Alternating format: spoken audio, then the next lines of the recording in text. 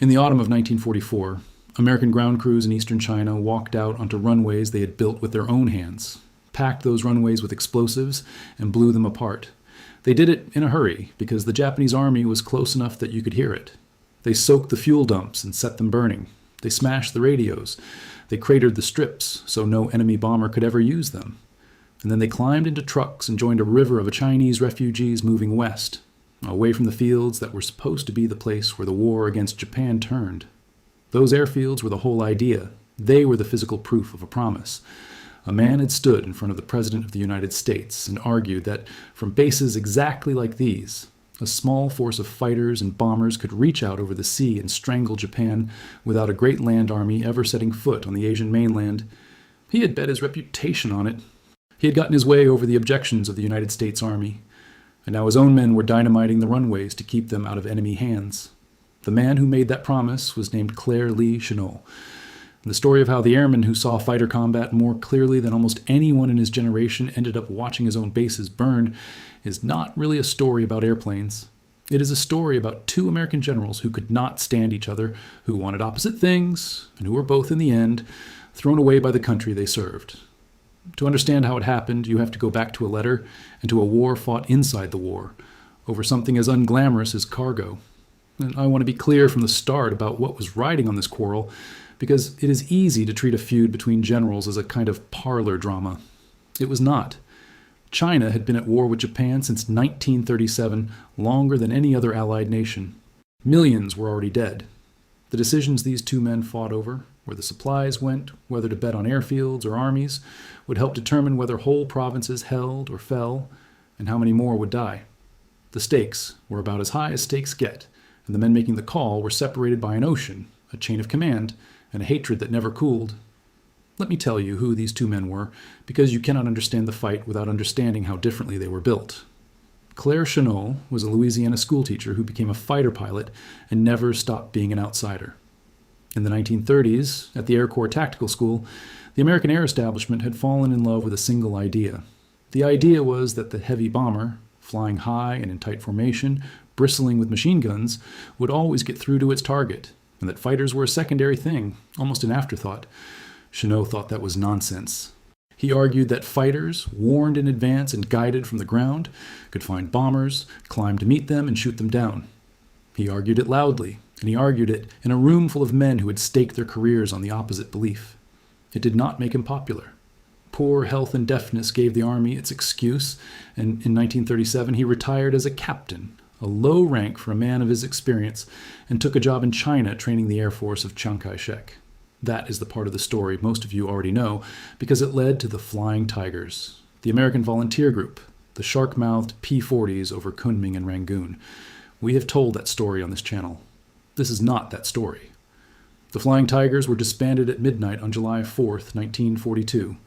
What came after is the part that matters here, and it is the part that almost nobody tells.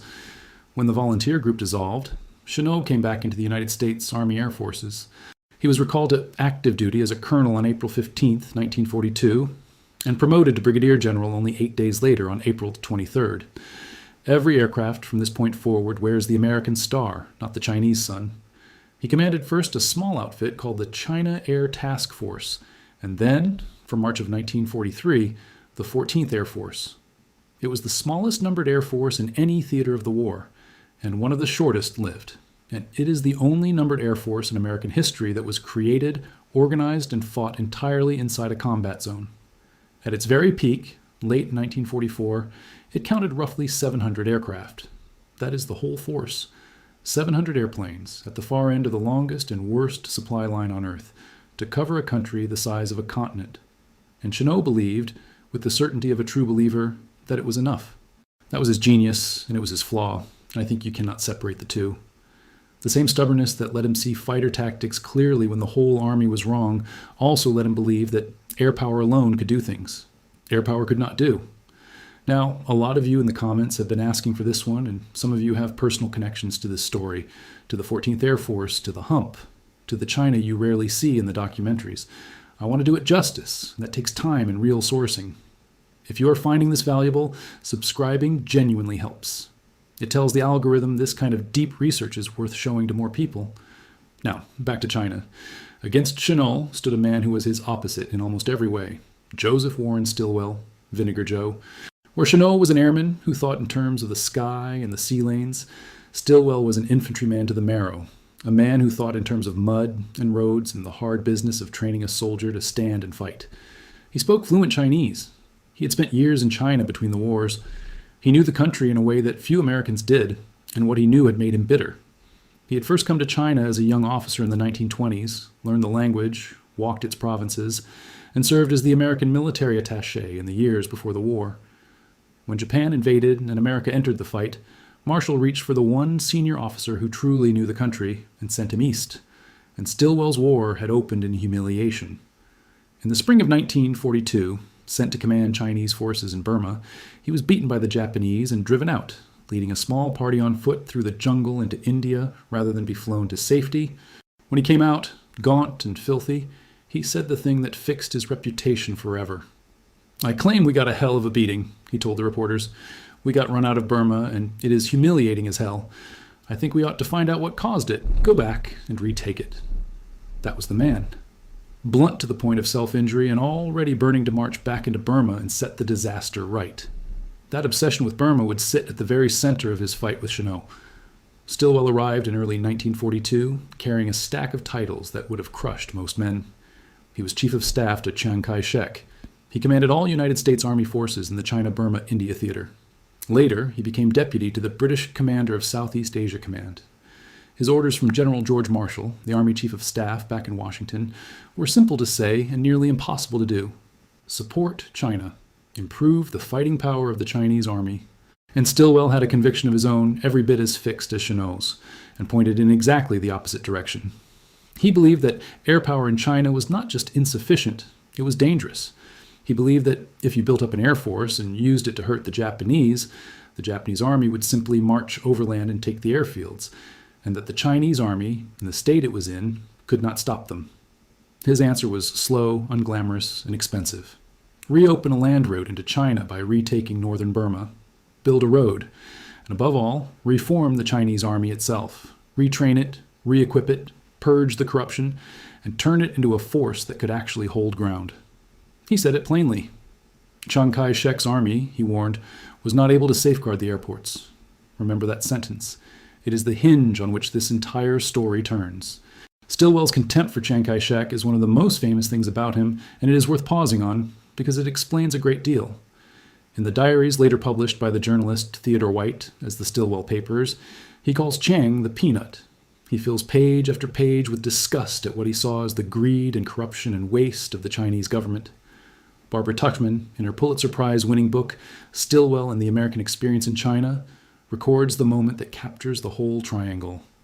Roosevelt once asked both American generals what they thought of Chiang. Stilwell answered that Chiang was a vacillating, tricky, undependable old scoundrel who never keeps his word. Chennault answered that the Generalissimo was one of the 2 or 3 greatest military and political leaders in the world, a man who had never once broken a promise to him.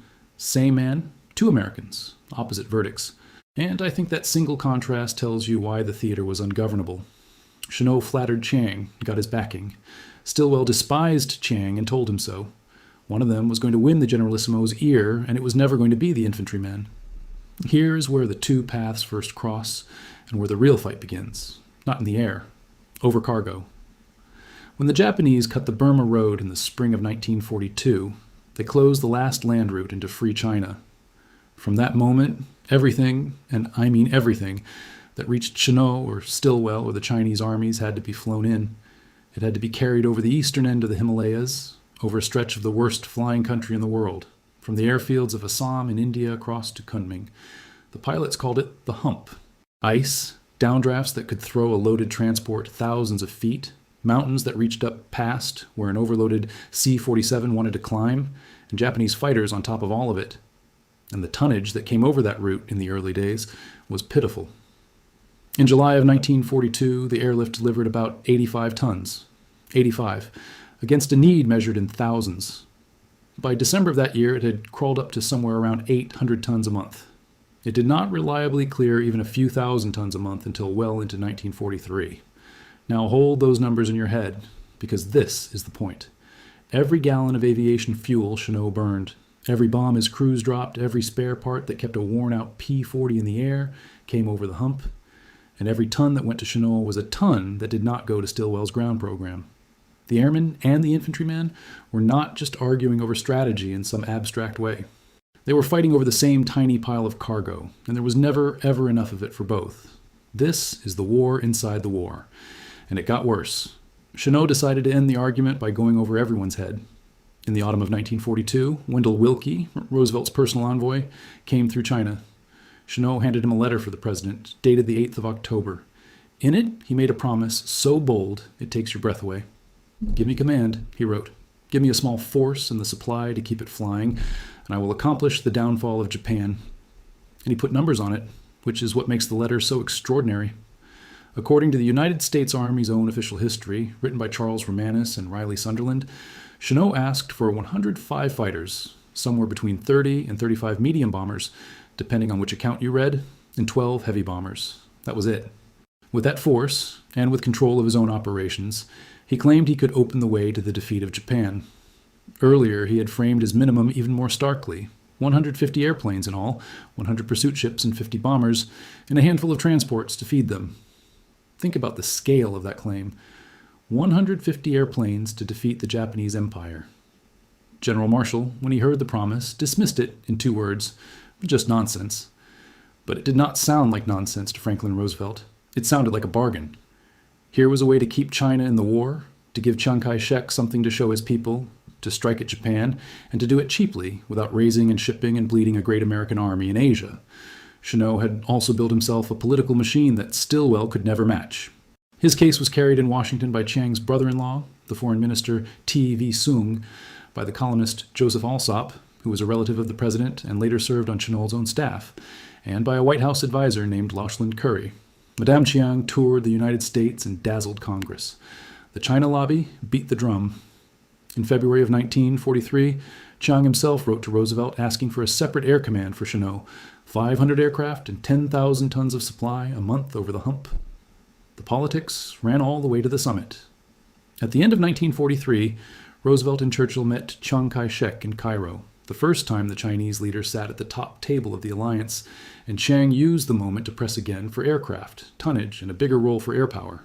Roosevelt had already rebuked Stilwell in a private letter to Marshall for handling Chiang with too heavy a hand, noting that when Stilwell spoke of talking to the Generalissimo in sterner tones, he went about it just the wrong way, and reminding Marshall that Chiang had come up the hard way to become the undisputed leader of 400 million people. Everything in the political weather of the war, the romance of the Flying Tigers, the glamour of air power, the desire for a cheap victory, the charm of Madame Chiang, blew in Chennault's direction, and against the sour infantrymen who kept insisting the hard way was the only way. The bad blood had personal roots as well as strategic ones. When Chennault first came back into the Army, the airman placed above him in the theater was Clayton Bissell, and the Army had made Bissell a brigadier general with exactly 1 day of seniority over Chennault, a small bureaucratic knife twisted precisely so that Bissell would outrank him. Chennault never forgot it. A man does not lobby the President of the United States to go around his own chain of command because he is content with his place in it. Part of what drove Chennault's end runs was genuine strategic conviction. Part of it was the accumulated insult of 2 decades of being passed over, retired as a captain, outranked by a day, subordinated to men he considered his inferiors in the one thing he knew better than any of them. I do not excuse the insubordination, but I understand where it came from. Stilwell had none of that. He had George Marshall, who believed in him, and he had the truth as he saw it, and in a fight run out of the White House, that was not enough. The showdown came in Washington in May of 1943, at the conference the Allies code-named Trident. It ran from the 12th to the 25th of May, and for the first time, both Chennault and Stilwell were pulled all the way back from Asia to argue their cases in person before the president. Chennault made his pitch: air power, fast, cheap, decisive. Stilwell made his. Air power without a protected base and a real army is a house built on sand, and the moment it hurts the Japanese, they will come and kick it down. Roosevelt chose Chennault. It is worth sitting in that room for a moment. Here were 2 American generals, both summoned halfway around the world, both certain, both formidable, laying out opposite futures for the president.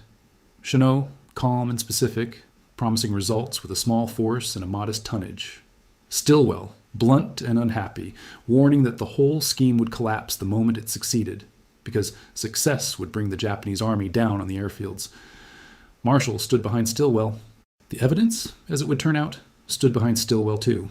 But Roosevelt was not weighing evidence so much as he was weighing politics and cost, and the mood of an ally he could not afford to lose. He wanted the cheap answer, and Chennault was offering the cheap answer, and that was that. The decision was written into the cold language of a supply memorandum. General Marshall himself set out the allocation.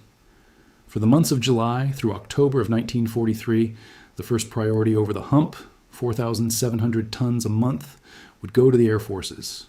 Ground force requirements came second, at 2,250 tons.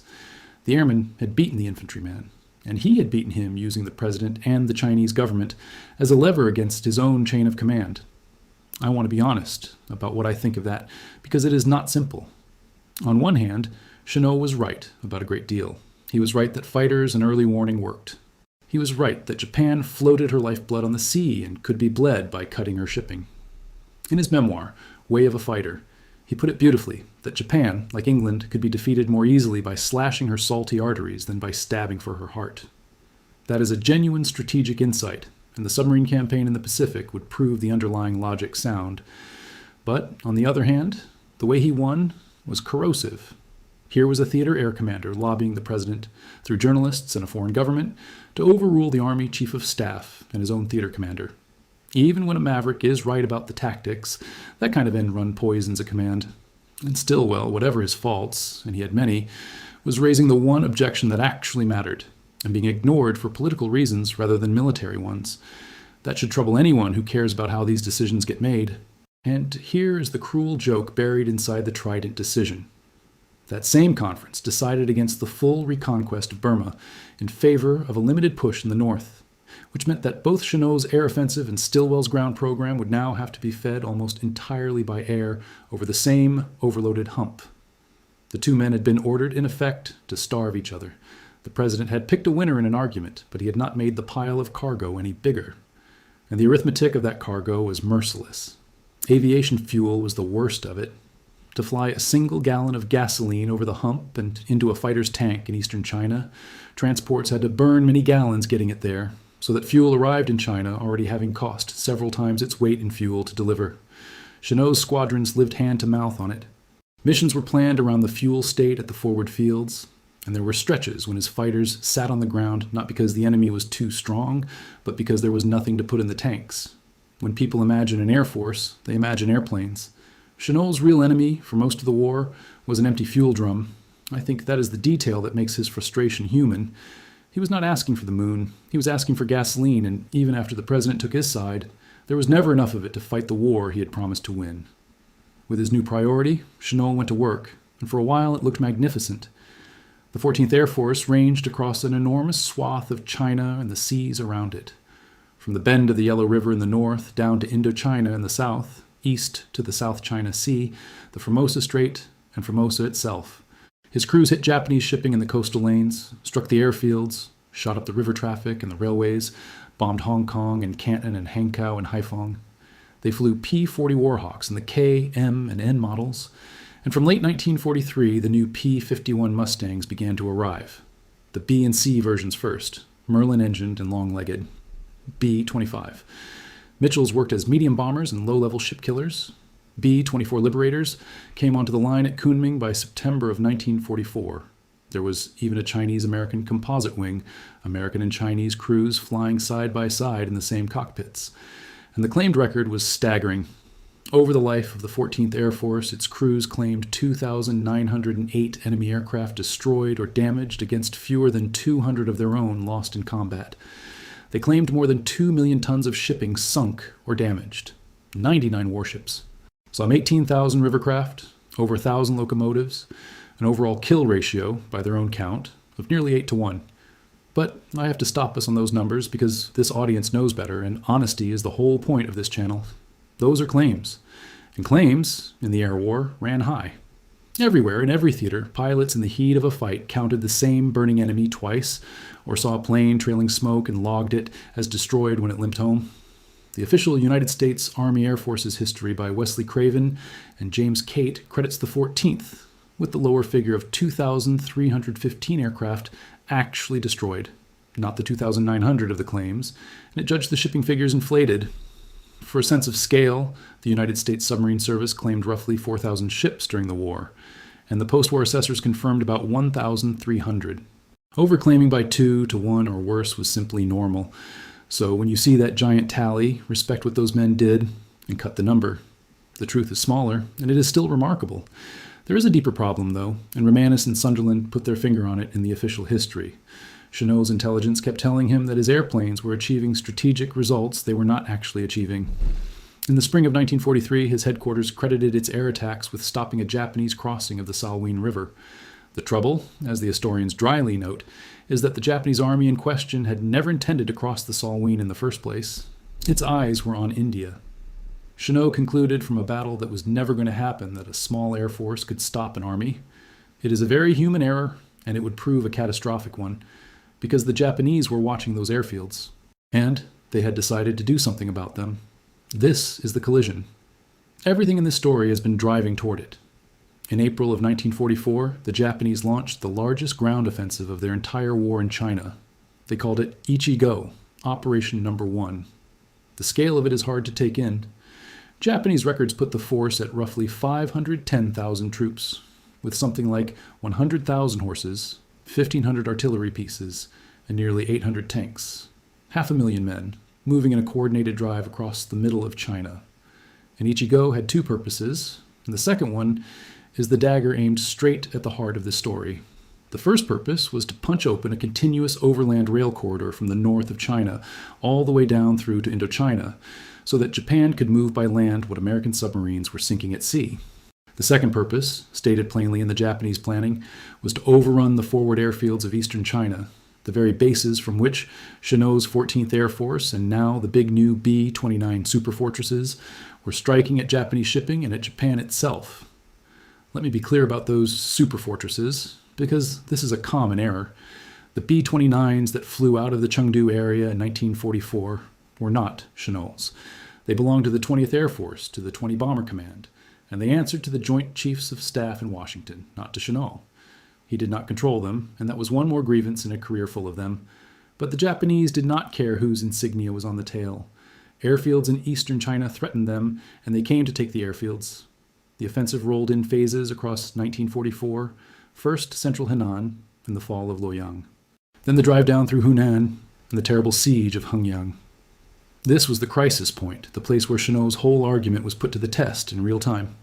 Hengyang was one of his forward airfields, and the Chinese garrison there, badly outnumbered and short of everything, dug in and fought for their city for some 47 days, one of the most stubborn defenses the Chinese army mounted in the entire war. Chennault threw the 14th Air Force at the Japanese around Hengyang with everything he had, flying supply into the pocket, strafing the attacking columns, bombing the roads, and a rivercraft feeding the assault. His crews fought magnificently, and for a while it looked as though air power might just hold the line where the ground could not. But the Japanese kept coming, and the defenders ran low on ammunition and food and hope, and in early August of 1944, the city finally fell. This was the exact experiment both men had argued about. Could aggressive air power, without a strong ground army beneath it, hold a position the enemy was determined to take? And the answer at Hengyang was no. It could raise the price. It could not stop the advance. I think Hengyang is the single clearest verdict in this whole story, and it went against the airman on the very ground he had chosen to fight. Then the push into Guangxi, and the loss in November of the great bases at Guilin, which some of you will know as Guilin and Luqiao. By December, the Japanese had linked up with their forces coming north from Indochina, and the airfields, one after another, were lost. The Chinese record over 100 cities taken, 7 major air bases, and some 36 airfields gone. This is why American ground crews were dynamiting their own runways in the story I opened with. The bases Chennault had promised would break Japan were being demolished by the men who flew from them, so the enemy could not use them. And the cost was not measured only in airfields. Ichigo tore through provinces already broken by years of war, and, in places like Henan, by a famine that had killed on a scale that is hard to take in. The retreating columns Chennault's own cameras recorded. Thousands of Chinese refugees, streaming west alongside the American ground crews, were fleeing into a countryside that could barely feed itself. Chinese casualties across the offensive are commonly put somewhere between 500,000 and 600,000, and the civilian suffering behind that number is almost beyond counting. When we argue about whether Chennault or Stilwell was right, it is easy to forget that the ledger they were arguing over was written in Chinese lives. Both men, in their different ways, knew it. It is one of the few things they agreed on. Now here is the hard part, and I'm going to give you both sides, because on this channel we do not smooth over the ugly questions. On its face, Ichigo proved Stilwell completely, devastatingly right. He had said since 1942 that if you built an air offensive on forward fields that the Chinese army could not defend, the Japanese would come overland and take those fields. That is precisely, exactly what happened. The one objection everyone had brushed aside for political reasons turned out to be the objection that mattered. And Chennault knew it. In a letter to Roosevelt in the summer of 1944, printed in the diplomatic papers of the United States, he wrote almost in despair. He said that in 6 weeks of fighting, with fewer than 150 aircraft and inadequate supplies, his men in East China had crippled the supply of 8 Japanese divisions. But then he admitted the thing he had spent 2 years denying. His own supply line eastward, he wrote, had broken down. He had been pleading for more than a year to have it strengthened, and the measures were taken so late and so half-heartedly as to be almost fruitless. The airman was now begging for exactly the kind of ground logistics he had once waved away. But, and this matters, Ichigo does not let Stilwell off the hook either. Because why couldn't the Chinese army defend those fields? In part because its best divisions, the ones Stilwell himself had trained and equipped, were off in Burma or held back in the west, fighting Stilwell's campaign, not defending Chennault's airfields. When Chennault begged during the Hengyang crisis for a modest 1,000 tons of supply to be diverted to the Chinese troops trying to hold the line, the answer, according to Rana Mitter in his History of China's War, Forgotten Ally, was 3 words: let them stew. Stilwell's own priorities helped starve the defense of the very fields whose loss would be blamed on Chennault. And newer scholarship, from historians like Hans van de Ven in War and Nationalism in China, argues that Stilwell badly overrated the importance of his Burma Road and misjudged the impossible position Chiang was actually in. So who was right? I will give you my honest view, and then the verdict is yours. I think Ichigo was a real disaster and a foreseeable one, and Stilwell foresaw it, and that has to count heavily in his favor. But I do not think it makes Chennault a fool. The catastrophe had many fathers. Chennault's faith that airfields alone could be decisive. Chiang's hoarding of his best troops. The diversion of everything to Burma. They all fed it. And there is one more irony that undercuts the whole quarrel. The airfields that Ichigo was partly launched to neutralize lost their importance anyway, because the B-29s soon moved to the Mariana Islands in the Pacific, and it was from there, not from China, that Japan was burned. The prize both men fought over was slipping into irrelevance even as they fought. If you have ever watched 2 talented people in an organization destroy each other over a decision, while the thing they were fighting about quietly stopped mattering, you already understand the tragedy of the China theater better than most of the men who ran it. Let me slow down and show you how differently these 2 men actually fought, because the operational detail is where you see their opposite minds at work. Chennault fought the way a fighter pilot thinks: fast, economical, built around information. His single greatest creation in China was not an airplane, it was a network.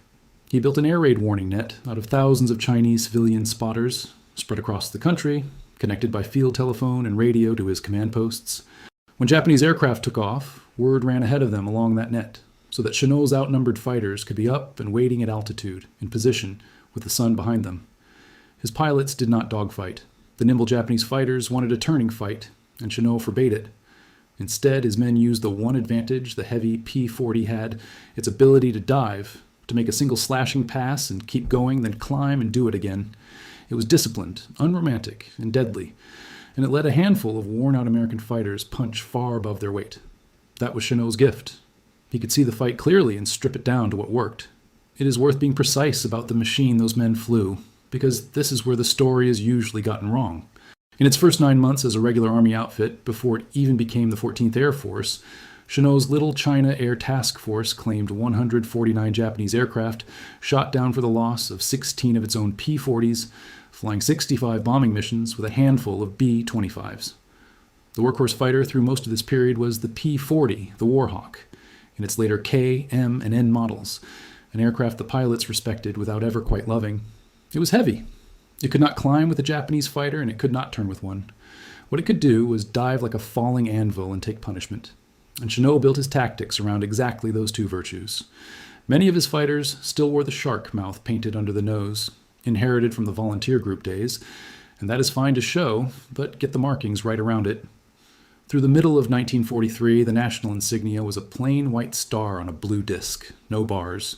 The white bars came in that summer, and for a few short weeks they carried a red surround, before the red was ordered changed to blue in the late summer of 1943. If you put a red-bordered star on a China aircraft after that autumn, or a red dot in the center of an early one, the men who know these airframes cold will tell you about it, and they will be right. There were days when Chennault's way of war worked exactly as advertised, and one of the best of them came late in 1943. On Thanksgiving Day of that year, the 14th launched a surprise raid across the Formosa Strait against the Japanese airfield at Shinchiku on Formosa itself. A mixed force of B-25 Mitchells and the new P-51 Mustangs, with P-38 Lightnings along, came in low under the radar and caught the Japanese completely flat-footed, shooting up parked and airborne aircraft and getting home almost untouched. It was daring, it was precise, and it was cheap, everything Chennault said air power in China could be. Raids like Shinchiku are why his men believed in him, and why the record, even discounted hard for overclaiming, is genuinely impressive. The problem was never that Chennault's air force could not hurt the Japanese. It could, badly. The problem was the thing Stilwell kept pointing at. Hurting the Japanese from a forward airfield invited the Japanese to come and take the airfield, and when they came in the strength they showed at Ichigo, no amount of Thanksgiving Day brilliance could stop them. And it is worth remembering what daily life was like for the men who flew and fixed those airplanes, because the numbers hide it. They lived at the end of a supply line so thin that spare parts were scavenged from wrecks so that a single flyable fighter might carry pieces of 3 others. They flew in monsoon weather that grounded better-equipped air forces. Malaria and dysentery thinned the ranks as surely as the enemy did. Mechanics worked in the open, in mud and heat, keeping tired engines alive with improvised tools. The Chinese-American Composite Wing put Chinese and American airmen in the same formations, sometimes the same cockpits, learning each other's languages in the air. These were not pampered crews flying from a well-stocked English base with a pub down the road. They were fighting the poorest air war America fought anywhere, and they knew it, and they did remarkable things anyway. Whatever you conclude about the generals, the men earned their place in the story. Stilwell fought the way an infantryman thinks, slowly, from the ground up, with no shortcut and no illusions. His masterpiece was not a battle, it was the rebuilding of an army. He pulled Chinese divisions out of the wreckage of the 1942 Burma disaster, marched them to Ramgarh in India, and rebuilt them into the force some called the X-Force, 5 divisions, tens of thousands of men, trained and armed the American way. He organized the Y-Force in Yunnan. He drove the brutal campaign to retake northern Burma and open the Ledo Road, personally, on foot, an old man walking out of the jungle with his troops. Where Chennault wanted to leap over the problem in a fast airplane, Stilwell wanted to grind through it a mile of road in a trained battalion at a time. Neither man was wrong about his own craft. They were just pointed at different wars. And here's the irony that makes the China story almost unbearable. At the very moment Ichigo was rolling over Chennault's airfields in the east, Stilwell was finally winning his war in the north. Through the first half of 1944, while the eastern air bases fell, Stilwell's rebuilt Chinese divisions and an American long-range unit the newspapers called Merrill's Marauders were fighting their way through the jungles and mountains of northern Burma toward the town of Myitkyina and its all-important airfield.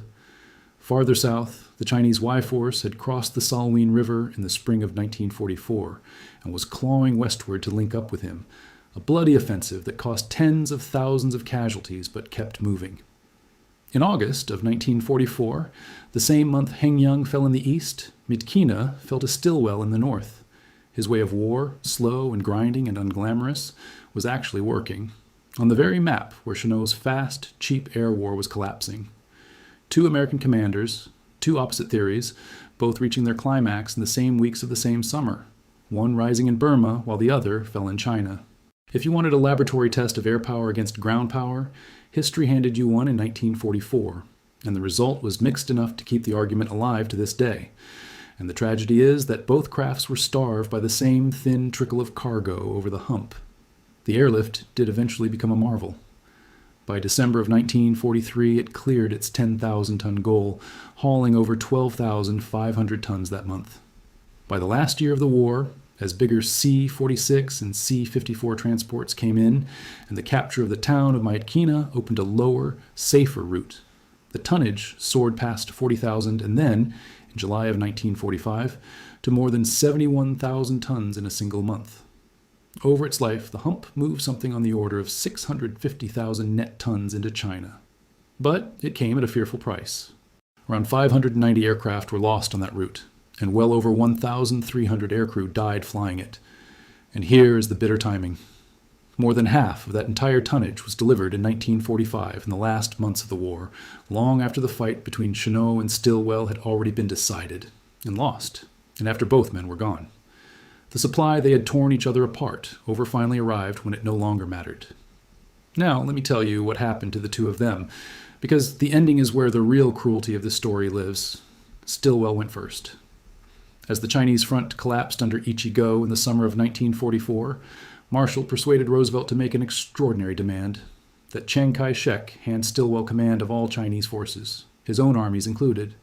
When the order came, Stilwell could not resist delivering it to Chiang in person, and he savored it.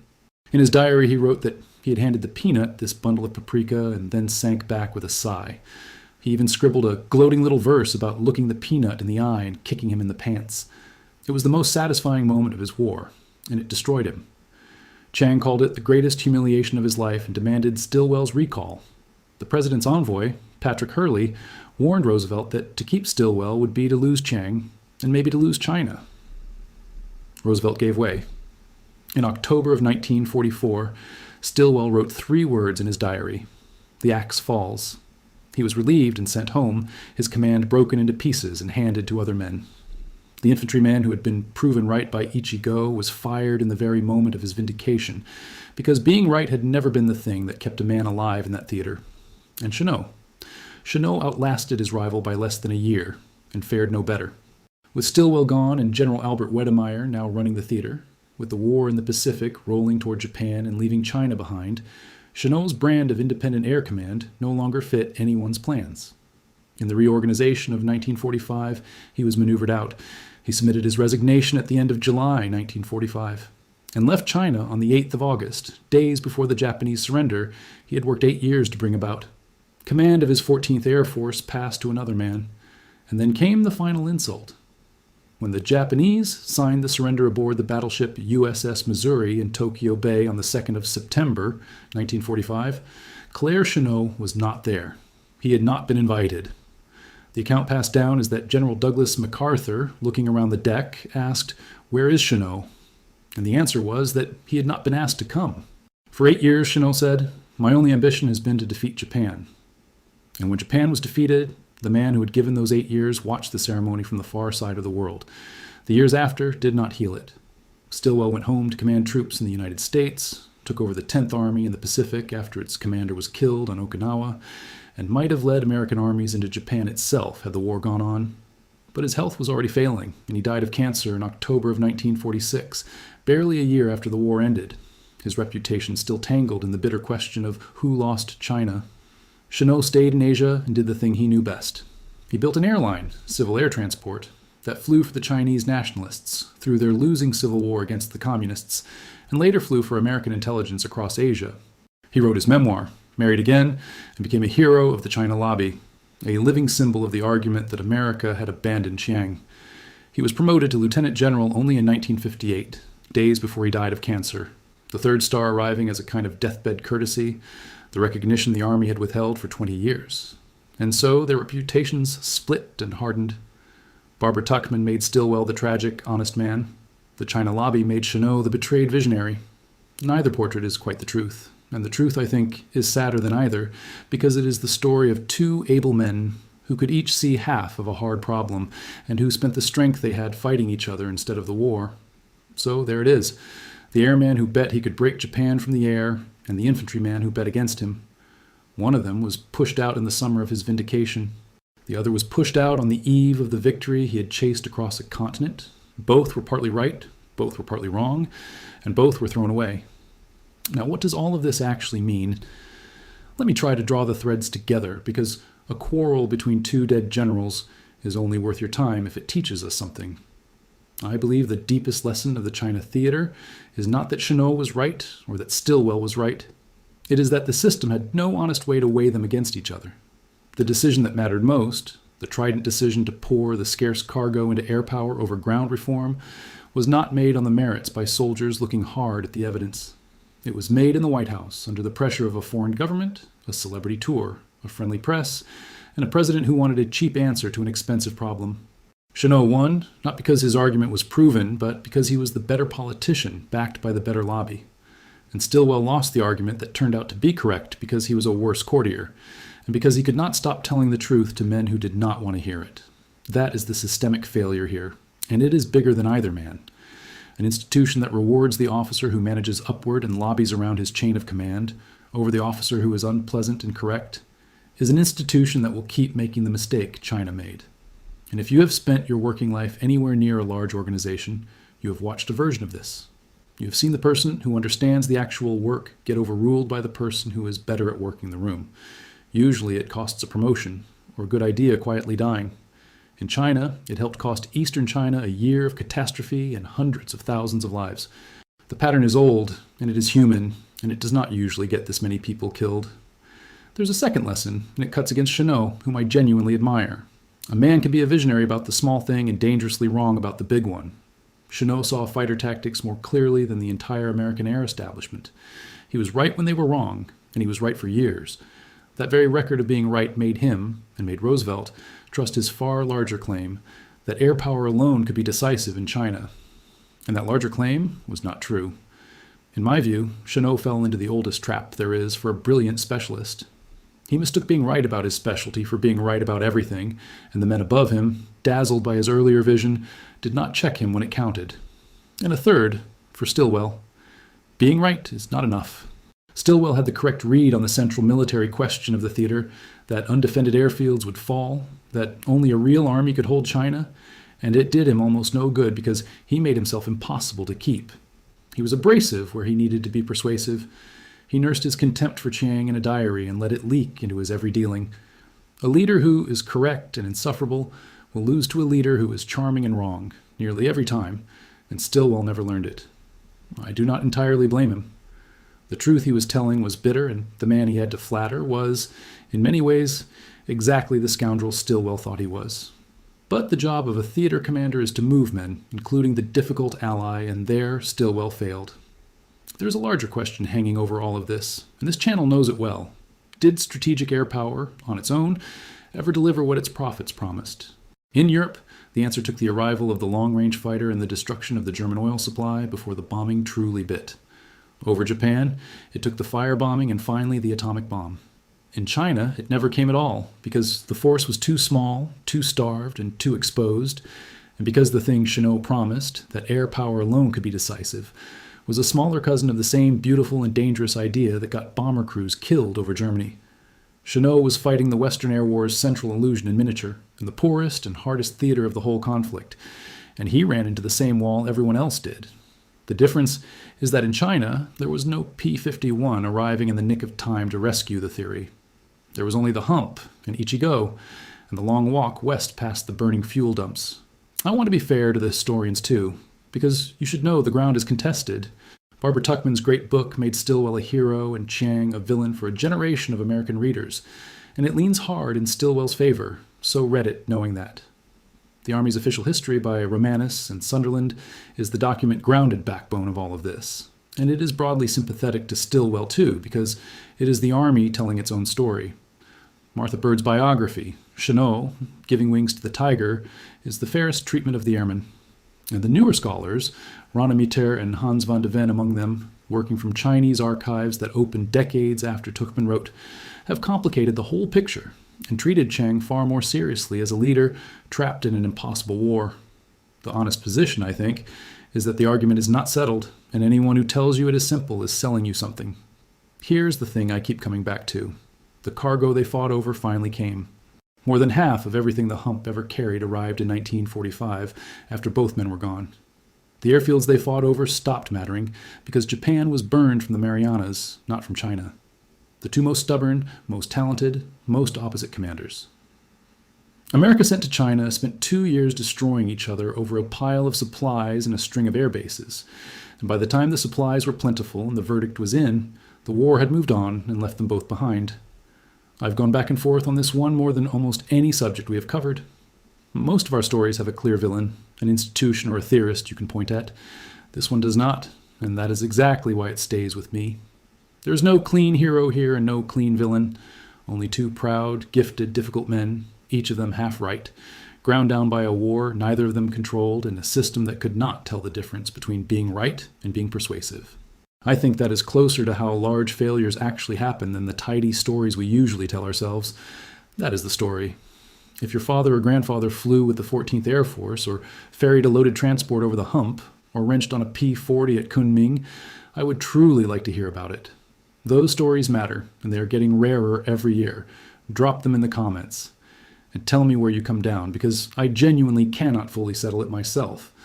Was Chennault a visionary starved by small men, or a dreamer who promised what no Air Force could deliver? Was Stilwell the one honest man in the theater, or the architect of his own ruin? The comments are where this one gets decided, so make your case. That's the story.